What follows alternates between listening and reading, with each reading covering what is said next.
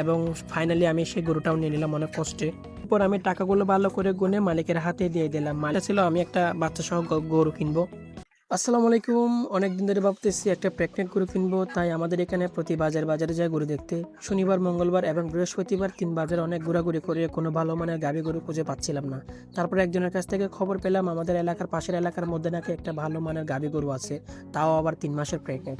আজ চলে আসলাম ওই গাভীটা দেখার জন্য। তো আমার পছন্দের গাভীটা হচ্ছে লাল। এখানে এসে দেখি এটাও লাল।